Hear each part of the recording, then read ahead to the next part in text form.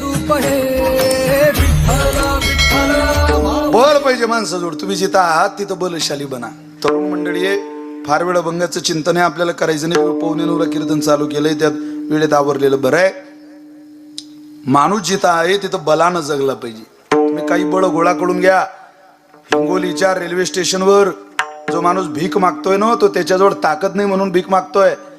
आणि इथं अंदानी, अदानी, अंबानी ही जी मोठी मोठी यादी दिसते, जगप्रसिद्ध टाटा, ही श्रीमंत माणसं झाली का? यांच्याजवळ बळ आहे म्हणून.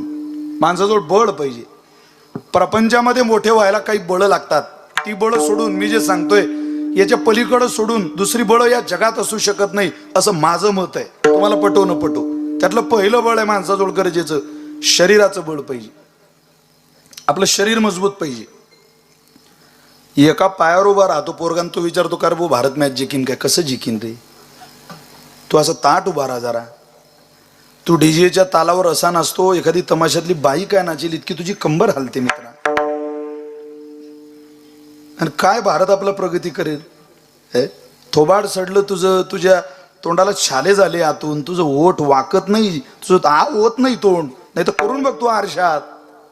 70 वर्षाचा माणूस तुझ्या समोरून गेला तर तू दात काढतो रे. नंतर कळतं तो आपला बाप होता. आपल्या बापाला हसणारी औलाद आहे बाबा तू. तू काय प्रगती करशील या देशाची? या देशाची प्रगती सृजान निर्व्यसनी तरुण करत असतात. तरुण हा देशाला तारणारा असतो. हा तरुणांचा देश आहे, हा खेड्यांचा देश आहे, हा कष्टकऱ्यांचा देश आहे, हा स्वाभिमानी लोकांचा देश आहे. हा मुठभर असतील पण छत्रपती शिवाजी महाराजांकरता आपल्या प्राणाची आहुती देणाऱ्या मावळ्यांचा देश. बोटावर मोजल्या जातील इतके मावळे माझ्या राजाच्या पदरी होते, पण रक्तभूमीवर सांडण्याकरता शर्यत लावणारे होते. चुतो की बाजार में पुत्र का व्यापार करना, दुनिया का काम है राजे, हम तो जीवन दान करने आए हैं. समर्पित आहे आपको. आम्ही मरायला आलोय, जगायला नाही. आम्ही आमच्या आईला घरून सांगून येतोय, जगलो तो तुझा नाही तर माझ्या राजाचा. इतकी संकल्पनेची, स्वराज्य निर्माण करण्याची अंतकरणातून भावना होती त्यांच्या. या मातीचा इतिहासच रक्ताने लिहिलाय महाराज. आपल्याला कळत नाही, हे आपलं दुर्दैव आहे. तुम्ही माझ्याकडे लक्ष द्या आणि स्क्रीन फक्त माझ्यावर चालू ठेवा. बदल केली तर लोक तिकडे पाहतात आणि माझं दुर्लक्ष होतं. बालाजी दादा थोडं विठ्ठला विठ्ठला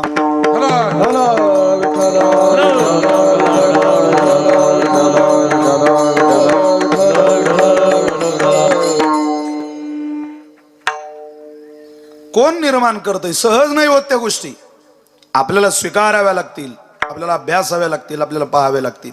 शरीराचं बळ पाहिजे. गोळा करून घ्या. दारू पिणाऱ्याला योगी महाराजांनी आवाज दिला, तुझं आयुष्य खराब होईल. कबीर महाराजांनी हाक दिली.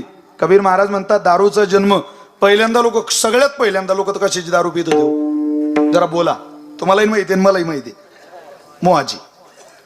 मोहाची दारू प्यायची.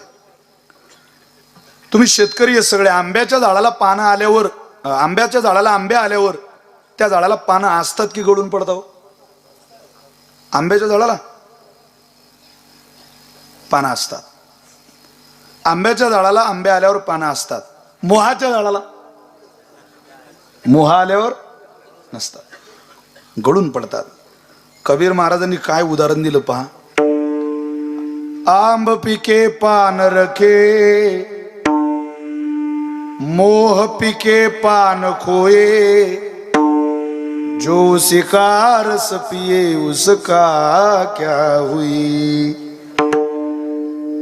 कबीरजी म्हणता रे, दारूचा जन्म ज्या आईच्या पोटी झाला त्या आईच्या अंगावरची हिरवी साडी यानं काढून घेतली रे. इतकी वाईट आहे ती दारू मित्रा. तू काय पितो गड्या? जी कीर्तनात बसलेली बाप इथं आलेली, मी तुमच्या पोरासारखा आहे, तुम्हाला प्रार्थना आहे माझी हात जोडून. एवढी हाक ऐका तुमच्या लेकराची. तुमच्या ऐका तुमच्या पोराच्या लग्नात दारू आणणं बंद करा गड्या. माझी प्रार्थना आहे तुम्हाला. तुमची सून तुम्हाला आशीर्वाद देईल. तुमच्या पोराचं लग्न झालं, त्याला समजवा, लोकांना पोरी भेटत नाही रे लेका, तुझं झालंय, दारू नाही आणायची. कोणीतरी आपल्या घरी लक्ष्मीच्या पावलानं नांदायला येते आणि आपण दारू आणतो. तयारी केलेली लक्ष्मी निघून जाते महाराज. ती म्हणते या घरात दुसऱ्याचं जीवन उद्ध्वस्त करणारी लोक राहतात, ही दुसऱ्याला दारू पाजणारी माणसं आहे, नशेबाज करणारी माणसं आहे, त्या घरात मी राहत नाही. सोनेच्या पावलानं येणारी लक्ष्मी नांदत नाही. आणू नका दारू. एक ग्लास दारू लोकांचं जीवन उद्ध्वस्त करत आहे. मी ओगावगात विषय निघाला म्हणून सांगतो. 30-30, 35-35 वर्षाची पोरं मरताय दारूने. 17-17, 18-18 वर्षाची पोरं दारू पिताय. वाढदिवस साजरे करणं बंद करा. वराती गावातल्या बंद करा.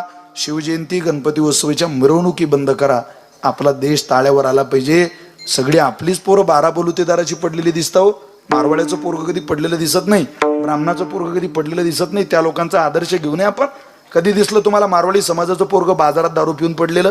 मी दाखवतो तुम्हाला. कोळ्याचं, माळ्याचं, पाटलाचं, कोणब्याचं, सगळ्याच समाजाचे, जातीपातीचे, तेली तांबोळी सगळेच व्यसनी झाले. आपल्या बापदाद्यांनी कष्टानं रुपया कमवला ना आपण दारूत घालायला लागलो, व्यसनात घालायला लागलो. आपल्या पोरांना आपली गरज आहे रे. 200 रुपयाचा क्वार्टर पितो मित्रा. 20 रुपयाचं भातकही तू पोराला आणत नाही. दारू पिणाऱ्याच्या घरी दिवाळी त्या दिवशी असते ज्या दिवशी तिचा नवरा शुद्धीत घरी येतो. सणाला दिवाळी नसते तिची. हा शुद्धीत आला तो सण असतो तिचा. म्हणून माझी प्रार्थना आहे, जे कोणतं व्यसन असेल करा. भगवान महादेवाजवळ संकल्प सोडून द्या. विशाल महाराज खोलीचं काही कमी पडणार नाही पाकिट वगैरे. हे तुम्ही ऐकलं नाही ऐकलं तर. पण एक पतिव्रता घरी नारी तुमच्या घरात नांदायला आली आहे. तिचा आशीर्वाद घ्या. तुमच्या माझ्या जीवनाचं भलं होईल. लक्ष्मी ऐश्वर्य संपन्नतेत नांदेल आपल्या घरात. ऐका माझं एवढं. दुसऱ्याच्या लग्नात दारू पिलेला माणूस जेवढ्याला घरी येतो ना, तेवढ्याला माय भाकरी तापत असते चुलीजवळ. दारू पिणाऱ्याची प्रगती थांबून जाते महाराज. शरीरही थांबतं, प्रगतीही थांबते. निर्व्यसनी समाज झाला पाहिजे आपला. परमार्थाचं दुसरं नाव, कीर्तनाचं दुसरं नावच परिवर्तन आहे. ऐकलं की जागरूकता आली पाहिजे तर कीर्तन. करू नये. हा खर्च फुकट आहे. इथून जर काहीच घ्यावं वाटत नसेल तर हे करतोय का आपण? कष्टाचा पैसा आहे हा, इमानदारीनं कमवलेला. हा काही लोकांच्या मुंड्या कापून आणलेला पैसा नाही. अरे इथं दान देणारे सात्विक पैशाची माणसं आहे. सात्विक धन हे लोक देत आहेत, दान करताय. या सात्विक दानातून जर काहीच दान घ्यावं वाटत नसेल तर हा खर्च वाया जातोय आपला. प्रत्येकानं स्वीकारलं पाहिजे, मी कुठलं तरी व्यसन सोडणार आहे. पण सोडा. शरीर कमवा पहिल्यांदा. सगळ्यात मोठं बळ आहे शरीराचं बळ.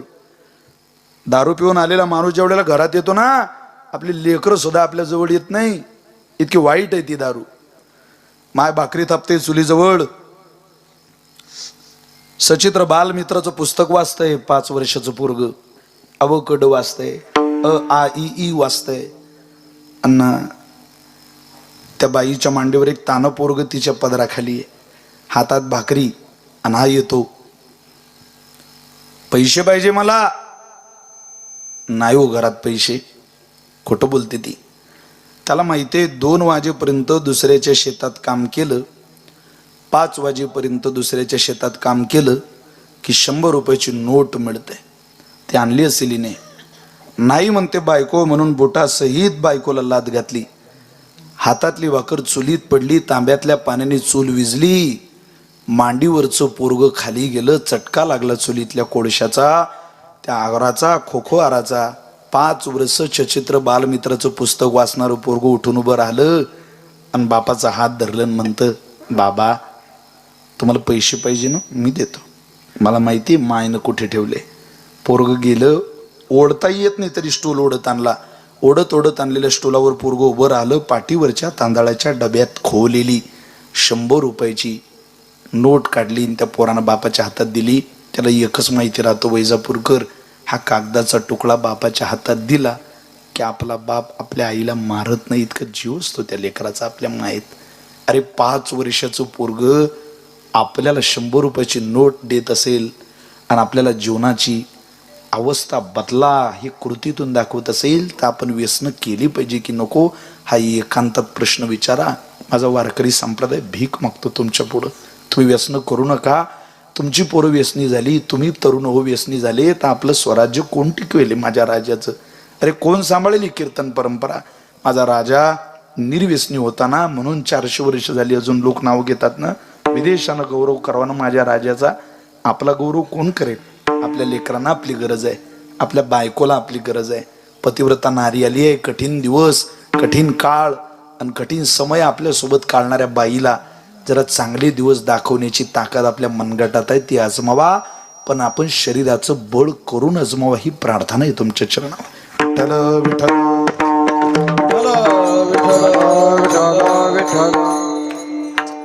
काय म्हणता योगी महाराज आहे का?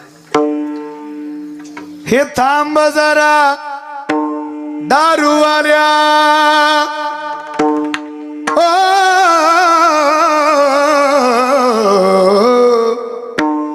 हे थांब जरा दारूवाल्या बोल गड्या रे तू बोल गड्या रे हिला सोड गड्या रे बोल गड्या रे हिला सोड गड्या रे देवाने तुला जन्मया भारती दिला भारती दिला वाजायला लागेल तेव्हा तुम्ही फिरवलं तर चालेल ना देवाने तुला जन्मया भारती दिला भारती दिला हे हिंदू भुजा राज साधू सोड रे हिला सोड रे हिला कचनाई जनाची मनाची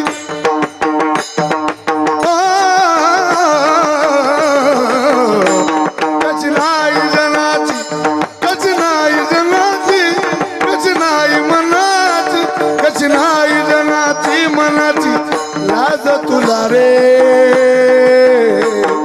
तू बोल गड्या रे तिला सोड गड्या रे तू बोल गड्या रे दारू सोड गड्या रे तू बोल गड्या रे तिला सोड गड्या रे बोल गड्या रे तिला सोड गड्या रे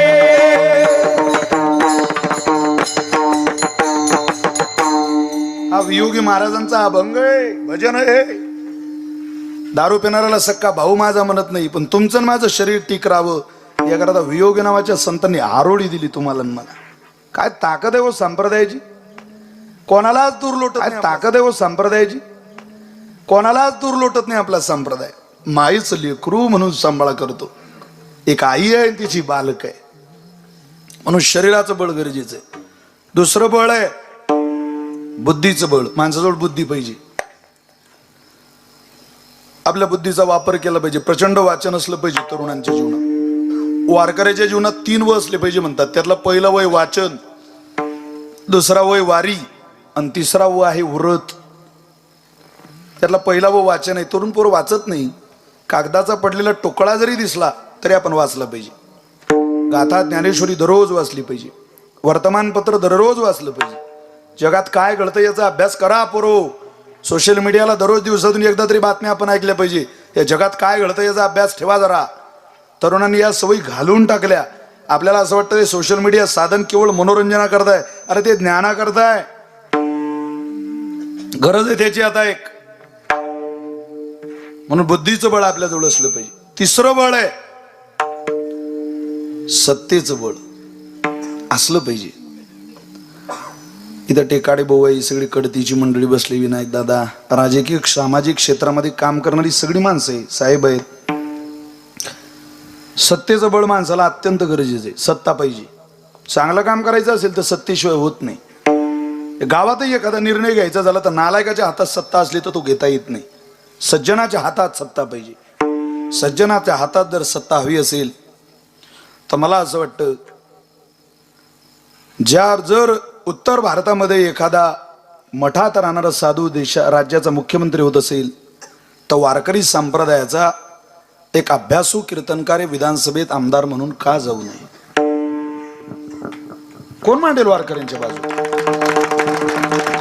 सत्तेचं बळ गरजेचं आहे अनेक प्रश्न आहे वारकऱ्यांची मूर्ख समजतात काही काही माणसं लोकांना धोत्र्यावाल्यांना अरे PhD झालेल्याला जे कळत नाही ते कळतं सिव्हिल इंजिनियर आहेत शिंदे माऊली माझे मारुती बाबा इंग्रजीमध्ये स्वागत केलं मुख्यमंत्र्यांचं मी स्वतः ग्रॅज्युएट माणूस आहे मी माझं new vision English medium school चालू केलं होतं स्वतःचं कोण म्हणतंय अशिक्षित मी शिक्षक म्हणून चांगल्या मार्गाने 76% पास झालोय मी 8 दिवस सिरोजिद्दीन बापू मी या स्कूल आहे पिंपळगाव काळेला गेले तिथं ही माझा आनंद म्हणून हे करतोय आणि प्रत्येकानं आपलं क्षेत्र स्वतः निवडलं पाहिजे लादू नका कोणावर तू हेच बन तू हेच तुम्हाला जर शेतीत आवड असेल ना मित्रो नाच सोडून द्या सगळ्या गोष्टीचा जमीनच कसा तुम्हाला व्यापारात आवड असेल व्यापार करा अरे ज्याच्या दुकानावर राहिला त्या व्यवसायातली जर तुम्हाला गोडी लागली असेल आता मगाशी विनायक भाऊ यांच्या शेतात सांगितलं माझा पोरगा स्वीट मार्ट राजस्थानी माणसाच्या दुकानावर आहे म्हटलं पहिल्यांदा त्याला ती मार्ट टाकून द्या स्वीटचं दुकान टाकून द्या आपलं पोरग जे करतं त्याला ते करू दिलं पाहिजे. बापानी पोरावर काही लादू नये आणि पोराने आपल्या भल्याचा विचार करून ते स्वीकारलं पाहिजे. सत्तेचं बळ गरजेचं आहे. जिथं आहे तिथं सत्ताधीश बना. दुसऱ्याच्या दारात किती दिवस हाजी हाजी करतो आता? काय सामान्याची पोरं आपण सिंहाची पिलंय महाराज. स्वाभिमानावर जीवन जगलं पाहिजे. कोणाच्या दारात मरमर करायची नाही. आपण देवाची भक्त आहे, ज्ञानोबा आहे, तुकोबरांची लेकर आहे. हिथं भर पोट आहे आपलं. अरे कष्ट करून भरू, पण चुकीचं काम करायचं नाही. कोणाला हाजी हाजी करायचं नाही. कोणाला चुकीच्या माणसाला बिलकुल मोठं करायचं नाही. स्वराज्य स्वतःच निर्माण करायचं गरज आहे त्याची. सत्तेचं बळ. तुम्ही बोर नाही ना झाले? तुम्हाला बरं वाटतंय ना ऐकायला जरा? मी उगा आपलं चाललंय. थांबवायचं का? चौथं बळ आहे. पहिलं बळ शारीरिक बळ, दुसरं बळ बुद्धीचं बळ, बौद्धिक बळ, तिसरं बळ सत्तेचं बळ आणि चौथं बळ पैशाचं बळ. खूप पैसा कमवा तरुणपणात, पण चांगल्या मार्गाने. भरपूर. मी तसं आलो नाही इथे.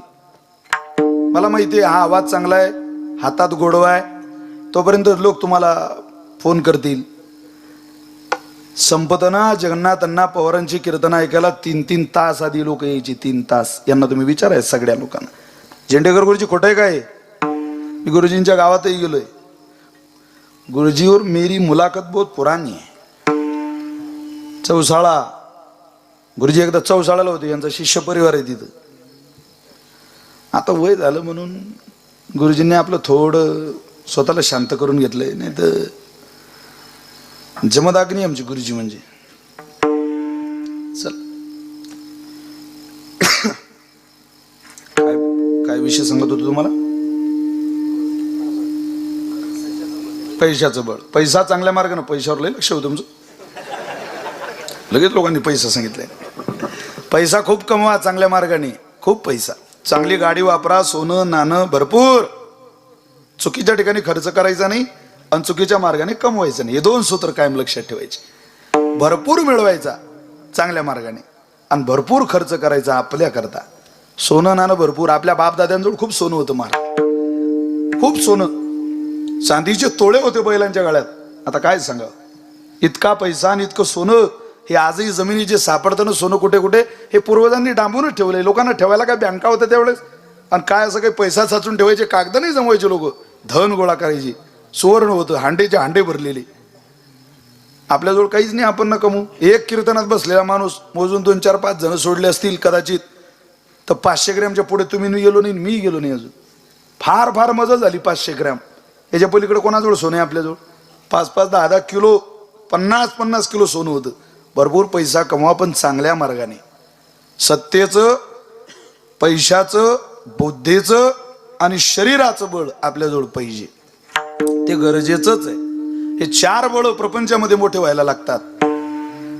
आणि शेवटचं एक बळ आहे, तुमच्याजवळ निश्चय पाहिजे. निश्चय नसेल तर ही 4ही बळ काहीच कामाला येत नाही. काही लोकांजवळ निश्चयच नाही. खूप करतोय आपण. तुम्ही एक विठ्ठल कामत नावाचं हॉटेल पाहिलंय रोडला? पाहिलंय का? प्रत्येक रोडला विठ्ठल कामत नावाचं हॉटेल आहे. अजून आता पाहिलं नसेल तर उद्यापासून पहा. जिल्ह्याच्या स्तरावर, तालुक्याच्या स्तरावर मेन जो रोड आहे, हायवे जर असेल तर हायवेला विठ्ठल कामत नावाचं हॉटेल आहे. तो विठ्ठल कामत नावाचा माणूस आत्महत्या करायला निघालेला होता. आणि आत्महत्या करायला निघाला. त्यानं एका नदीत आत्महत्या करायचा प्रयत्न केला. पुलावर गेला आणि त्याच्या कानावर आवाज आला, घ्या घ्या घ्या, 5 रुपयाला आहे. घ्या घ्या, 5 रुपयाला आहे. फक्त 5ला घ्या हो दादा, घ्या हो, घ्या घ्या घ्या घ्या. 5 रुपयाला भाकरी आहे. थोडं पिठलं देते. जर्मनच्या पातेल्यात बनवलेलं पिठलं आहे. मायनं हातावर थापलेली चुलीवरची भाकरी आहे. 5 रुपयाला भाकर आहे, पिठलंय. घ्या दादा, जेवून जा.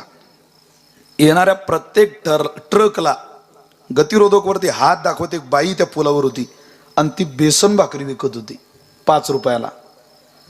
आणि तो आवाज आत्महत्या करणारा विठ्ठल कामताना ऐकला. त्याच्यावर कर्ज झालं होतं. तो म्हणे, अरे 5 रुपयाची भाकर विकून जर हे बाईचं पोट भरू शकते, मी तर माणूस आहे. माझं काय बिघडलंय रे बाबा? मी काहीतरी कमवलं पाहिजे ना आयुष्यात. ही जर 5 रुपयाची भाकर विकते. उलट ती बाई म्हणायची, दादा पैसे असतील तर द्या, नसतील तर पुढच्या वेळेला द्या. पहा, गरीबालाच असतं महाराजी. गरीब माणसं दयाळू असतात. तुम्ही एखाद्या 5 स्टार हॉटेलला गाडी लावा आणि तुमचं पोरग आहे सोबत, हे कडू द्या त्याला आणि त्याला म्हणा या पोराकडे तर दूध पाहिजे, तो 200 रुपयाचं दूध देतो एवढंच. तेच तुम्ही एखाद्या गरीबाच्या दारात गाडी लावा आणि त्याला म्हणा आमच्या बाळाला जरा भूक लागली, भूक लागली, सोडलं वासरू गाईला, तांब्यावर दूध काढलं, पोरालाही दिलं, बाकीच्यांना चहाही ठेवला आणि एक बाटली भरून दिली, सोबत घेऊन जा. तेवढ्याला माणूस थोडे पैसे नाही हो, लेकराच्या दुधाचे पैसे घेऊ राजू, आम्ही काय नरकात जाऊ का? आम्हालाही लेकर आहे. घेत नाही, गरीबाला दया असते. दयाळू अंतकरण खूप आहे. जगात अनेक दुःखी माणसं आहे बरं. काही काहीच्या ताटात पदार्थ नाही हो, जेवण नाही लोकांना करायला. आपल्याला देवानं खूप सुखी ठेवले. त्या लोहाराचं घरपा एका पालात थाटलेलं असतं बिचाऱ्याचं. त्याची बायको असा पदर टाकते हो हिवाळ्याच्या दिवसात. पदर कुठं अंगावर घ्यायचा असतो का? पण पदर टाकते त्याची बायको, तरी त्याची पोरं बायकोच्या पोटाला चिकटून झोपतात सकाळपर्यंत. काय समाधानी. आपली पोरं कंबलवर झोपत नाही ओढून थंडीत, आणि त्याची बायको पदर टाकते तरी झोपतात. तुमच्या माझ्यापेक्षा लय दुःखी आहे हो जगात लोक. जरा त्यांची दुःख पाहून आपल्याला सुखी ठेवलेल्या महादेवाची उपासना करा, पंढरीनाथाची उपासना करा.